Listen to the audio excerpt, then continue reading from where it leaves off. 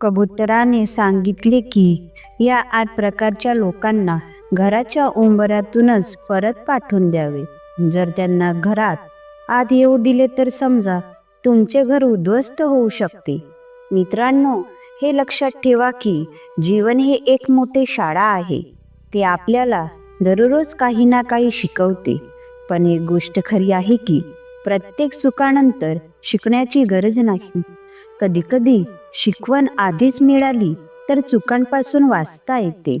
म्हणूनच अशा गोष्टी सांगितल्या जातात ज्या त्यांच्या छोट्या गोष्टी जीवनाचे मोठे ज्ञान लपलेले असते.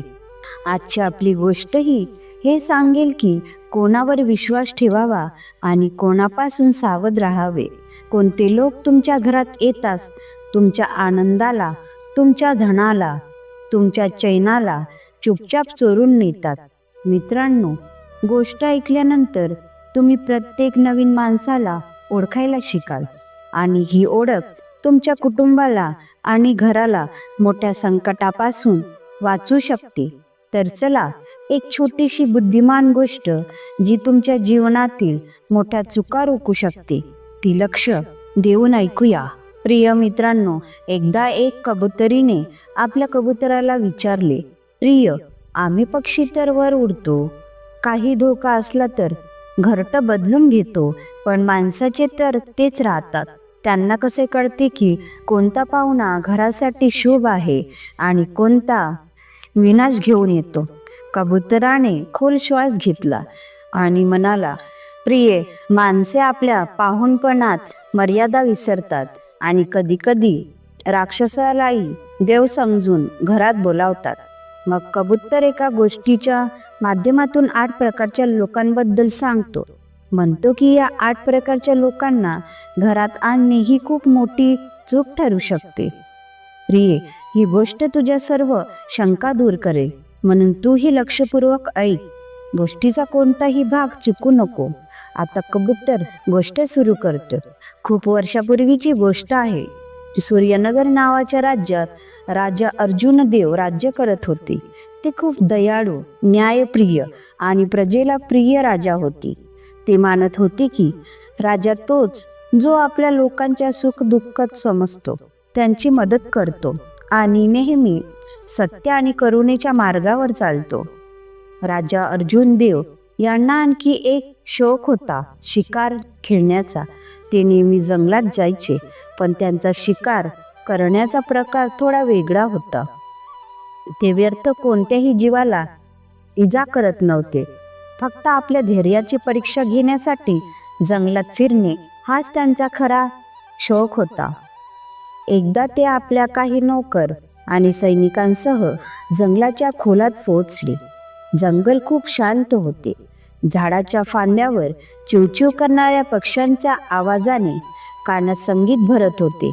पण तेवढ्यात त्यांची नजर एका अतिशय कमजोर आणि भुकेने तडफडणाऱ्या वृद्ध महिलेवर पडली.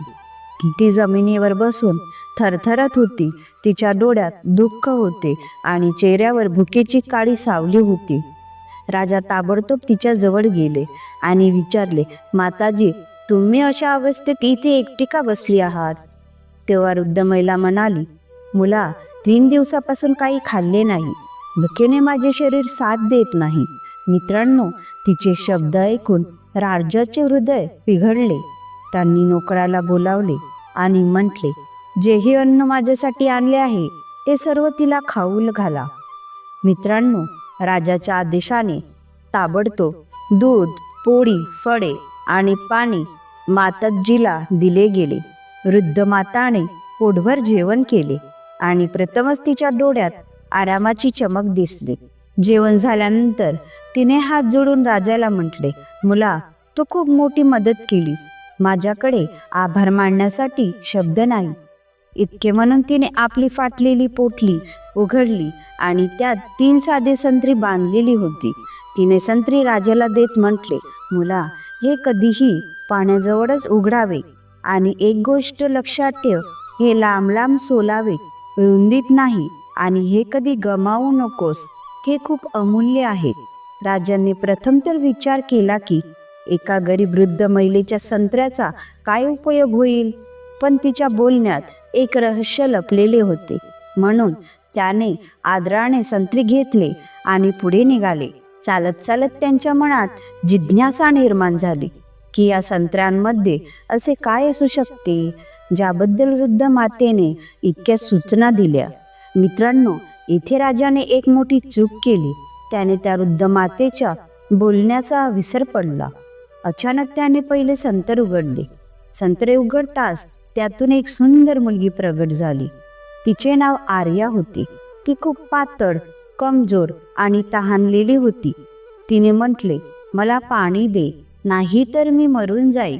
मित्रांनो, पण राजाकडे पाणी नव्हते. राजाने दुःखी मनाने तिला पाहिले, पण तो तिला पाणी देऊ शकला नाही. पाणी न मिळाल्याने ती मुलगी तिथेच मरून गेली. राजाला खूप पश्चाताप झाला. त्याने विचार केला, काश मी वृद्ध मातेचे बोलणे मानले असते. पण मित्रांनो, तरीही राजाची जिज्ञासा शांत झाली नाही. काही अंतर पुढे गेल्यानंतर तो पुन्हा विसरला आणि दुसरे संत्रे उघडले. यावेळी त्यातून आणखी एक सुंदर मुलगी निघाली. तिचे नाव आरिका होते. त्या मुलीनेही संत्र्यातून बाहेर येऊन पाणी मागितले, पण राजाकडे पाणी नव्हते. आता तीही पाण्याविना तडफडून मेली. हे पाहून राजाचे हृदय खरोखरच तुटले. त्याने पाहिले की दोन निष्पाप जीव त्याच्या अधीरतेमुळे आणि चुकीमुळे नष्ट झाले. म्हणतात, अधीर मन नेहमी विनाशाकडे नेते. जो समजून चालत नाही तो आपल्या पायांनीच ठोकर खातो. राजा अर्जुन देव आता खूप सावध झाले होते. आता तिसरे संत्रे त्यांच्या हातात होते, पण चुकीची पुनरावृत्ती न करण्याचा दृढ संकल्प मनात होता. त्यांनी ठरवले की पाणी शोधल्याशिवाय हे संत्रे उघडणार नाही. ही त्यांच्या समजुतीची पहिली विजय होती. आता राजाने जंगलातच पाणी शोधायला सुरुवात केली. राजा अर्जुन देव त्यांच्या हातात आता तिसरे संतर आणि शेवटचे संतर बाकी होते. पहिली दोन संत्री उघडून ते खूप पश्चाताप करत होते, कारण त्यांच्या एका चुकीने दोन सुंदर मुलीच्या जीव घेतले होते. आता त्यांनी मनात ठरवले, यावेळी मी चूक करणार नाही. पाणी मिळेपर्यंत हे संत्रे उघडणार नाही. ते हळूहळू चालत गेले. जंगलात पाण्याची शोध सुरू केली. सूर्य डोक्यावर होता. उन्हे खूप तीव्र होती आणि सैनिकही तहानलेले झाले होते. पण राजाचे लक्ष फक्त एकाच गोष्टीवर होते, हे संत्रे पाण्याजवळच उघडावे. मित्रांनो, काही अंतर चालल्यानंतर त्यांना एक झरा दिसला. स्वच्छ आणि गोड पाणी वाहत होते. पक्षीही तिथे येऊन पाणी पित होते. राजाच्या चेहऱ्यावर आरामाची हसू आली. त्यांनी सैनिकांना म्हटले, येथेच योग्य जागा आहे. आता आम्ही हे संत्रे उघडू. मित्रांनो, सर्वांची नजर त्या संत्रावर खिळली. राजाने लांब लांब सोलायला सुरुवात केली, जसे वृद्ध मातेने सांगितले होते. आणि तेवढ्यात पुन्हा एक चमत्कार होतो. संत्र्यातून बाहेर येऊन एक अतिशय सुंदर मुलगी जमिनीवर उभी राहिली. ती इतकी सुंदर होती की सूर्याची किरणेही तिच्या समोर फिकी वाटत होती. तिच्या डोळ्यात चमक, चेहऱ्यावर मासूमियत आणि शरीरावर नारंगी रंगाची चमकदार आभा होती. त्या मुलीचे नाव आरुषी होते. मित्रांनो, जसाच ती बाहेर आली तसाच तिने गोड पण कमजोर आवाजात म्हटले, मला पाणी हवे, नाहीतर मी मरून जाईल. यावेळी राजा अर्जुन देव तयार होते. त्यांनी ताबडतोब हातांनी झऱ्याचे पाणी तिला पाजले. आरुषीने पाणी पिताच तिच्या थकलेल्या डोळ्यात नवीन जीवनाची चमक परत आली. ती जिवंत राहून राजाकडे कृतज्ञतेने पाहू लागली. मित्रांनो, राजाच्या हृदयात तिच्याबद्दल स्नेह आणि चिंता दोन्ही निर्माण झाले. त्यांनी विचार केला की इतकी नाजूक आणि मासूम मुलीला जंगलात असे सोडता येणार नाही. पण पुढचा रस्ता लांब आहे, तिला पायी घेऊन जाणे शक्य नाही.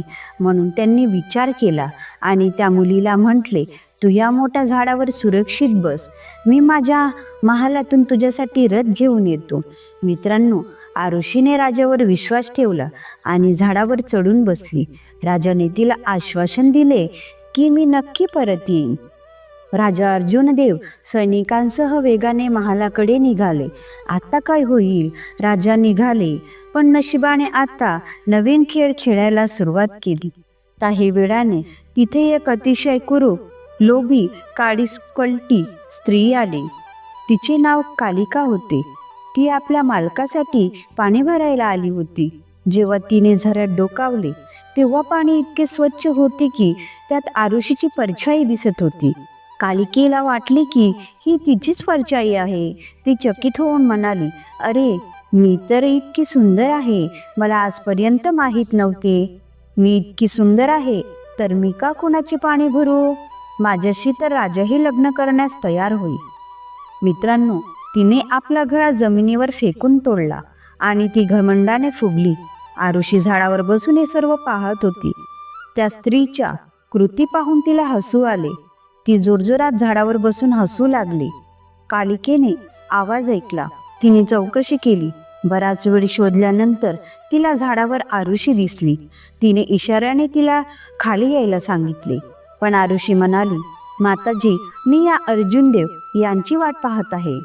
त्यांच्याशिवाय मी खाली येणार नाही. हे ऐकून कालिकेला राग आला. तिने गोडवा आणि फसुकीने म्हटले, ये बेटा, मी तुझे केस विंचरून देते. तू इतकी सुंदर आहे, झाडावर बसून काय करतेस? मित्रांनो, आरुषी मासूम होती. तिला जगातील चालाकी माहीत नव्हती. ती हळूहळू खाली उतरली आणि जसाच खाली आली तसाच कालिकेने केस विंचरण्याच्या बहाण्याने तिच्या डोक्यात जादुई पिन काढली आणि हळूच तिच्या डोक्यात खुपसली. जसाच पिन डोक्यात खुपसली तसाच पुढच्या क्षणी आरुषी एक पांढरी कबुतरी झाली. भीतीने ती ताबडतोब उडून तिथून दूर गेली. हे पाहून कालिका हसली. ती झाडावर जाऊन त्या जागी बसली जिथे आरुषी बसली होती. आता मी आरुषीच्या जागी स्वतः बसून राजाची वाट पाहू लागली. मित्रांनो, म्हणतात विश्वास ठेवणे चांगले आहे, पण प्रत्येकावर विश्वास ठेवू नये. निष्पाप लोक अनेकदा फसवणुकीचे बळी ठरतात. आणि एक गोष्ट लक्षात ठेवा, ईर्ष्या करणारा व्यक्ती स्वतःला आणि इतरांनाही बर्बाद करतो. म्हणून अशा लोकांपासून नेहमी सावध राहावे आणि आपली विशेषता आणि धनांबद्दल कुणालाही सांगू नये, जेणेकरून कुणाला माहीत होऊन ईर्ष्या होणार नाही. मित्रांनो, कालिकेची कुरूप हास्य तिथे गुंजली. ती म्हणाली, आता कोणी माझे खरे ओळखणार नाही. राजाही मला राणी मानतील. ती ताबडतोब झाडावर जाऊन त्या जागी बसली. काही वेळाने राजा अर्जुनदेव रथ घेऊन परत आले. त्यांनी वर पाहिले तर एकदम आश्चर्यचकित झाले. जिथे त्यांनी स्वर्गासारखी सुंदर आरुषी सोडली तिथे आता ही कुरूप स्त्री बसली होती.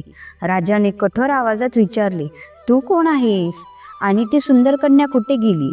तेव्हा कालिकेने रडण्याच्या नाटक करत म्हटले, हे राजन, कोण्या जादूगाराने माझ्यावर जादू केली. जसंच तुम्ही गेलात तसंच कोणी माझ्यावर जादू केली. कधी मी सुंदर होते, कधी अशीच कुरूप होते. मित्रांनो, राजाचे हृदय दयाळू होते. त्यांनी सहानुभूती दाखवत विचार केला, कदाचित याच्यावर कोणी जादू केली असेल म्हणून ती कुरूप दिसत आहे. तिच्या बोलण्यावर विश्वास ठेवला. म्हणतात मित्रांनो, कधी कधी भले लोक फसवणाऱ्यांना ओळखत नाहीत, कारण त्यांच्या मनात स्वतः फसवणूक नसते. राजाने तिला रथात बसवले, आरुषी समजून आणि तिला महालात नेले. मित्रांनो, महालात पोहोचताच कालिका स्वतःला असली राणी म्हणू लागली. ती महालातील दासींना भीती घालू लागली आणि स्वतःला राजाची पत्नी म्हणू लागली. मित्रांनो, दुसरीकडे आकाशात एक पांढरा कबूतर उडत उडत राजाच्या महालाच्या छतावर येऊन बसला आणि तो हळूच म्हणाला, हे राजा अर्जुनदेव, मी इथे आहे, तुमच्या खूप जवळ. मित्रांनो, कबुतराच्या डोळ्यात अश्रू चमकत होते. तो कोणता साधारण पक्षी नव्हता. तो राजकुमारी आरुषी होती, जिचे जीवन आणि भविष्य ईर्षेने हिरावले होते. लक्षात ठेवा बंधूंनो, ईर्ष्या ही अशी आजार आहे ज्याचा इलाज फक्त संतोष आहे. आणि एक गोष्ट जी क्षणाने सिंहासनावर बसली ती जास्त वेळ टिकत नाही, हेही खोटे ठरवता येणार नाही. मित्रांनो, आता महालात कालिका दिवसेंदिवस हुकूम चालवू लागली. तिची वागणूक चांगल्या राणीसारखी नव्हती तर तानाशहासारखी होती. इकडे राजा अर्जुनदेव अजूनही भ्रमात जगत होते. त्यांचे हृदय म्हणत होते की आरुषी सुंदर आणि निष्कपट होती, पण डोळ्यासमोर कालिकेची कुरूप आणि कठोर चेहरा होता. मित्रांनो, एकदा राजा बागेत फिरायला निघाले. तेवढ्यात एक पांढरा कबूतर त्यांच्यासमोर उडून आला.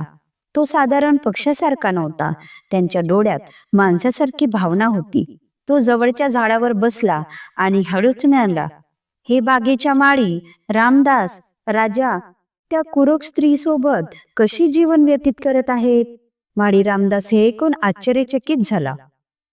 म्हणाला, कबूतर, ही तर अद्भुत गोष्ट आहे. राजा थोड्या अंतरावर उभे होते म्हणून त्यांना काही ऐकू आले नाही.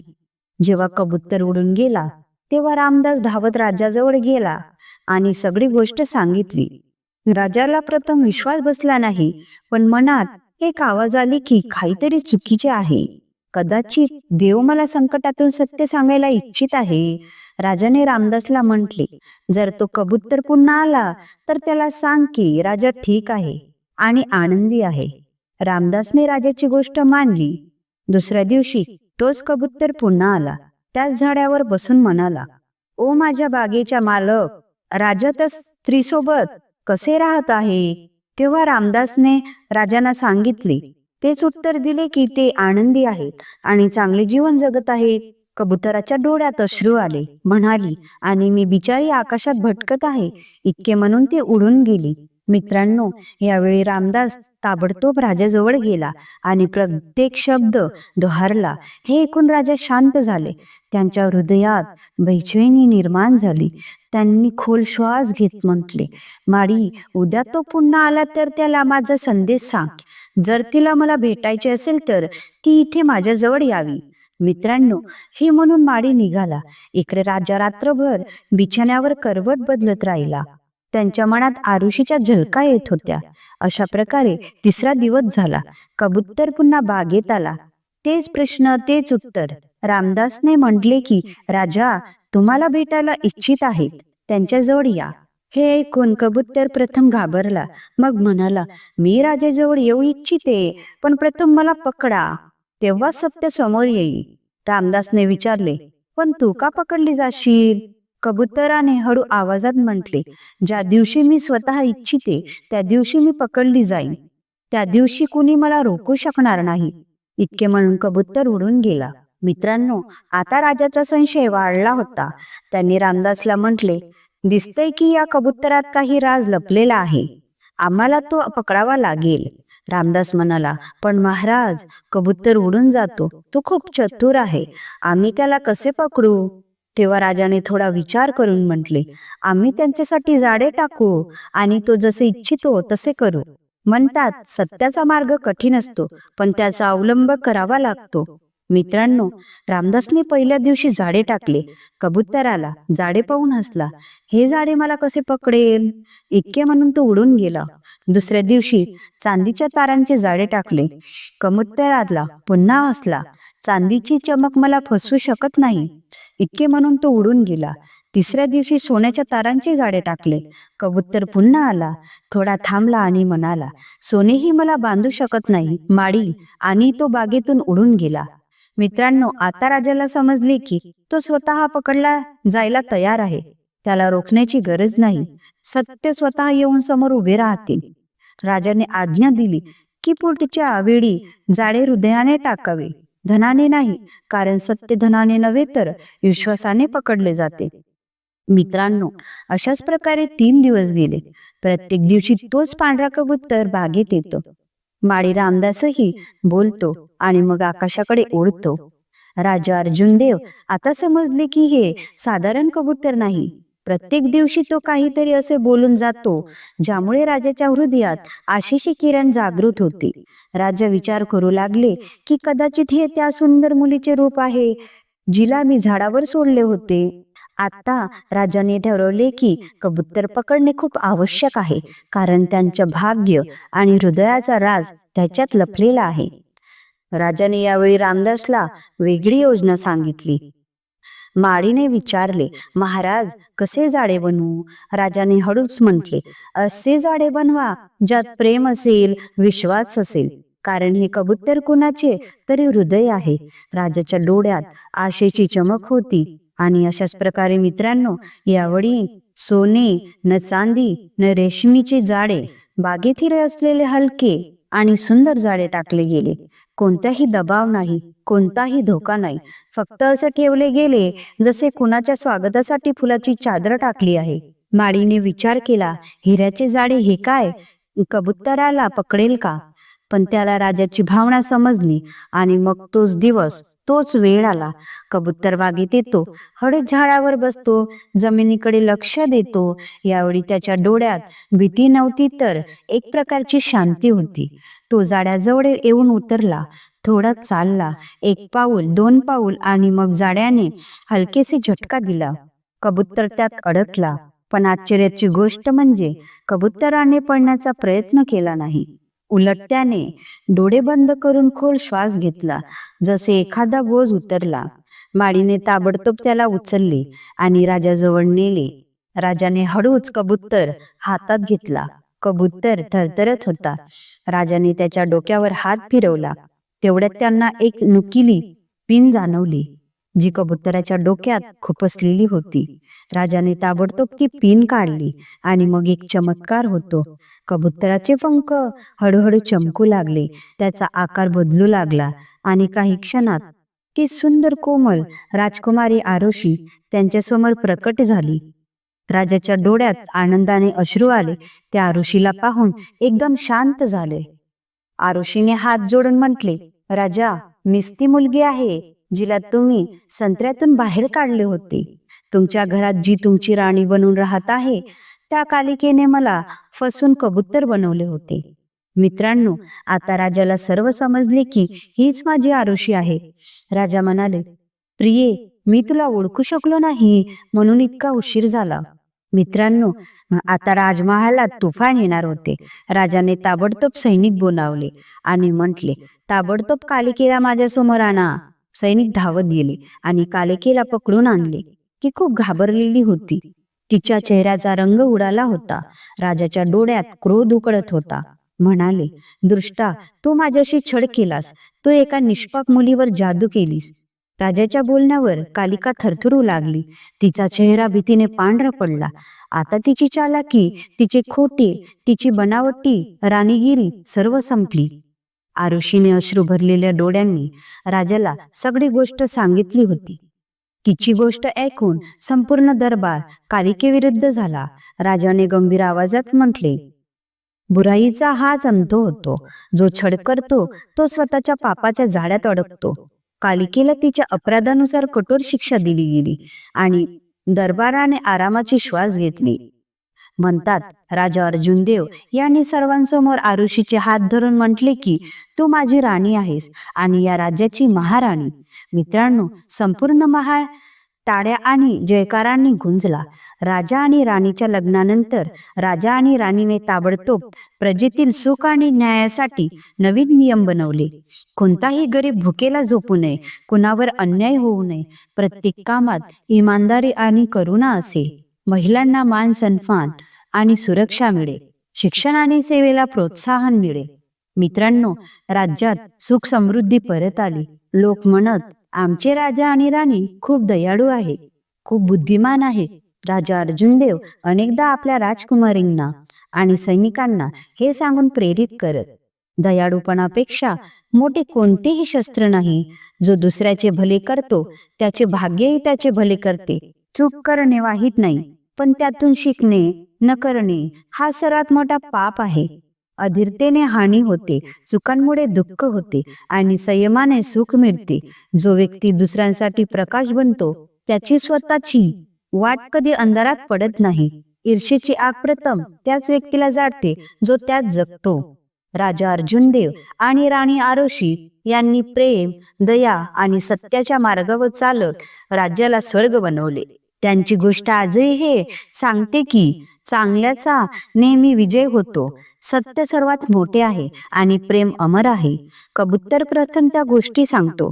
कबूतर म्हणाला, प्रिये, आता मी तुला त्या गोष्टी सांगतो ज्या तू गोष्टीच्या सुरुवातीला विचारल्या होत्या. कोणत्या लोकांना घरात बोलावू नये, अन्यथा घराचा विनाश होतो.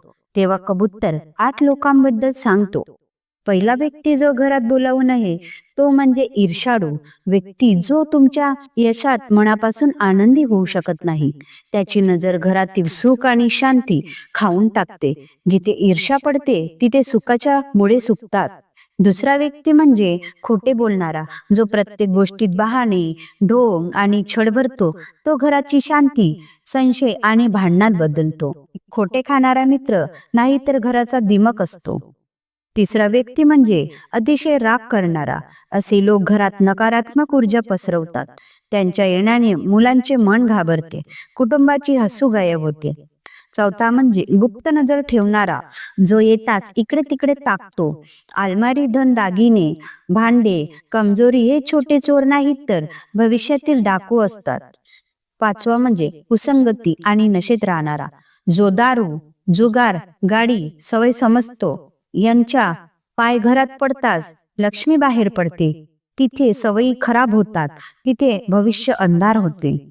सहावा म्हणजे मतलबी आणि चापलूस व्यक्ती, जो खुशामत करतो पण आतून तुमची बर्बादी इच्छितो. तो हसून विष पाजतो. सातवा म्हणजे अधिक निंदक आणि वाद निर्माण करणारा. असे लोक घरातील लोकांना एकमेकांविरुद्ध करतात, नात्यांदरात पाडतात. लक्षात ठेवा, शब्दाची वीस तलवारीपेक्षा जास्त घातक आहे.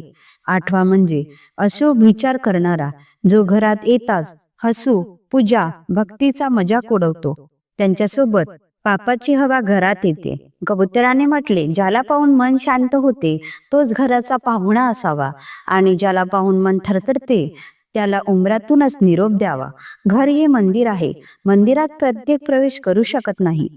म्हणतात, संगती माणसाचे भाग्य बनवतेही आणि बिघडवतेही. म्हणून योग्य संगतीला महत्त्व द्या. घर सुरक्षित ठेवायचे असेल तर प्रत्येक माणसाला आत बोलावू नका. प्रथम त्याची वागणूक, बोलणे, चेहऱ्यावरील नियत ओळखा.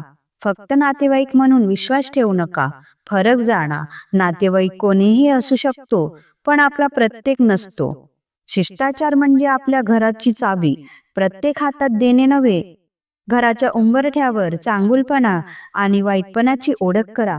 मित्रांनो, नादानीत चुकीच्या लोकांना घरात बोलावल्याने जीवनभर पश्चाताप होऊ शकतो. समजुतीने योग्य लोकांना घरात स्थान देऊन घर नेहमी सुखी राहते. मित्रांनो, कबुतराचे बोलणे ऐकून कबुतरी संतुष्ट झाली आणि वचन घेतले की आजपासून अशा लोकांना कधी घरात बोलावणार नाही आणि येऊ देणार नाही. मित्रांनो, तुम्हाला ही गोष्ट कशी वाटली कमेंटमध्ये नक्की सांगा. भेटूया पुढच्या व्हिडिओमध्ये आणखी एका गोष्टीसह. जय श्री कृष्ण, जय श्री राधे. धन्यवाद.